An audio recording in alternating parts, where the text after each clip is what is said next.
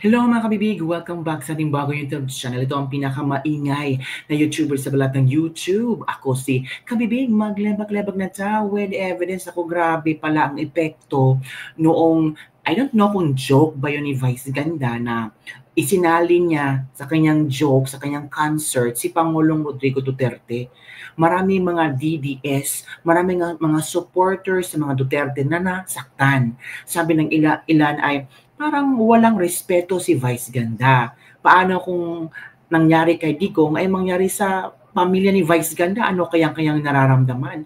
Para daw hindi naalala ni Vice Ganda na naging presidente din ng buong Pilipinas si Pangulong Rodrigo Duterte at nung panahon ng pandemic ay talagang kinaya niyang isalba ang Pilipinas kahit nagkautang-utang na tayo that time. Hindi tayo talagang pinabayaan ni Pangulong Duterte.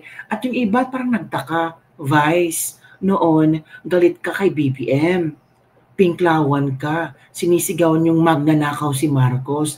Pero ngayon parang iba ang hangin parang you kiss the ass of BBM. Nako, yun ang mga komento ng mga netizen. Meron pang nagsabi, boycott Vice Ganda. Nako po, itong si Crisette Laureta Chu, ang sabi ni Crisette Laureta Chu grabe as in, na-shock ako sa sinabi ni Crisette Laureta Chu. Sabi niya, the way you mock PRRD at his lowest, I'm sure you won't mind if we cheer and mock you when your karma comes. Millions of us will wait for it. Nako.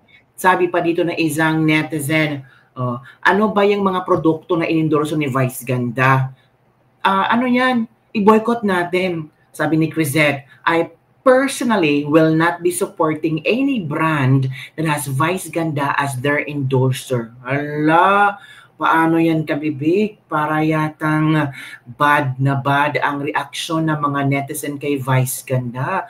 Parang hindi na nagustuhan yung ginawang joke ni Vice Ganda kay Pangulong Rodrigo Duterte, lalo na yung kinunik niya sa ICC. Naku po, paano yan, Vice Ganda? Paano ka magkomento din ng hinggil dito?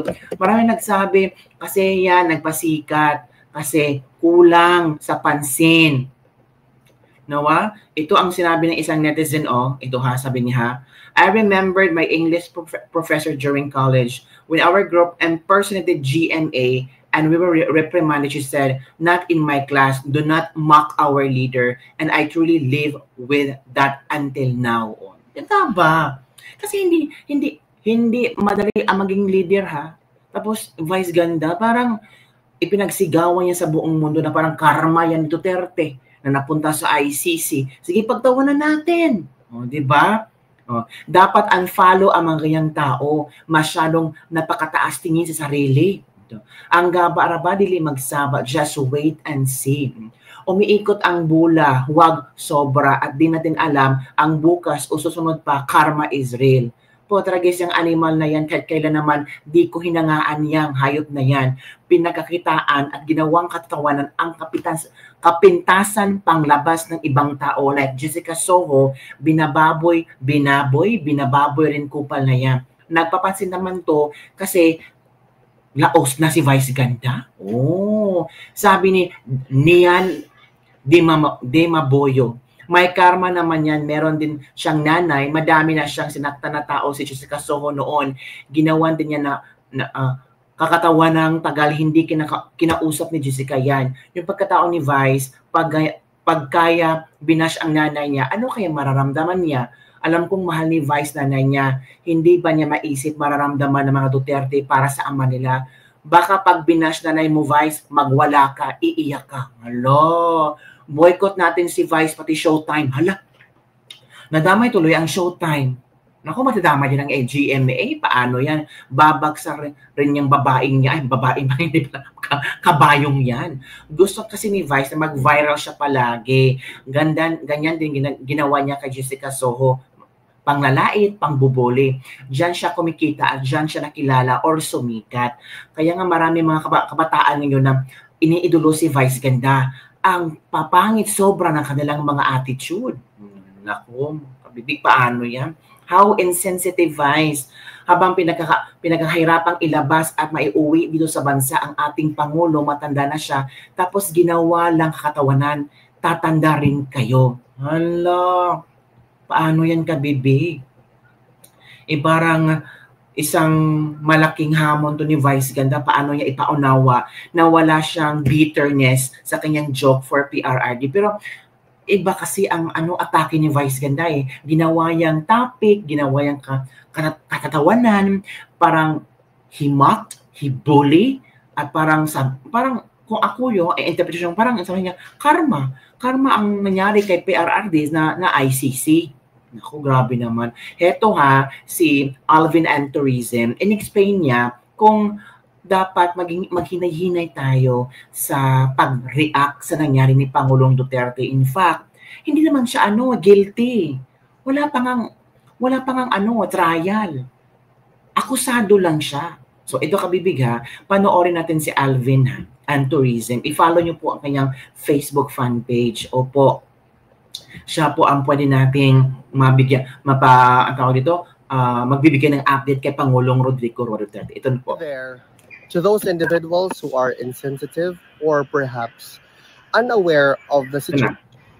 Hi there, to those individuals who are insensitive or perhaps unaware of the situation of the former President Rodrigo Roa Duterte before the International Criminal Court, let it be known to everyone that he is not a convicted criminal. Isa po siyang akusado ng mga charges, ng mga reklamo ng individual sa kanya with respect doon sa war on drugs, which is a perfectly legitimate police operation. Mga kababayan, let us be mindful of our statements or perhaps what seemed to be viewed by many as a mockery to a person who, by the way, gave his life Correct. most to public office or public service to ensure that the interest and welfare of Filipinos will be put forward at talagang bigyan ng solusyon. Si former President Rodrigo Roa Duterte ay isang taong nag-alay ng kanyang buhay para sa development and progress ng Pilipinas, which is very much needed. Correct. Let us be mindful as well on how we put ourselves in the shoes of the families who, by the way, is suffering because this is a product of a collective effort of individuals who are power hungry and perhaps it's viewed by many as a clear kidnapping case. Correct. Sana po, baguhin natin ang ating atake sa kung anumang jokes or kung anumang statements na pwede nating ibigay sa publiko. Correct. Bilang isang ordinaryong Pilipino, ako po ay nananawagan sa mga individual or individuals. Nabigyan po natin ng kaukulang respeto ang taong former head of state of the Republic of the Philippines, a man named Rodrigo Roa Duterte. Tama. Tama mga kabibig. Diba? Buti pa itong si Alvin and Tourism, talagang sinabi niya na huwag naman nating pagtawanan, huwag naman natin ibuli. Ito. Basta ako, full and hurtful ang pagsupport ako kay Pangulong Rodrigo Roa Duterte, di ba? Ito ang sinabi ng isang netizen. Merong letter si Delia Morales. I think siya a supporter dito ni Vice Ganda, pero nadismaya siya. Sabi niya, "Dear Vice Ganda, i-share ko sa inyo, baka sabihin niya naman gawa-gawa ko yan." May mga iba dyan na sabihin, "Ay naku, gawa-gawa ka naman kabibig, mahilig ka sa chismis." Hindi parang ako din, nasaktan ako sa ginawa ni Vice Ganda. Yan, okay, Delia Morales. Basahin natin Kita nyo na, di ba? Sige, basahin ko.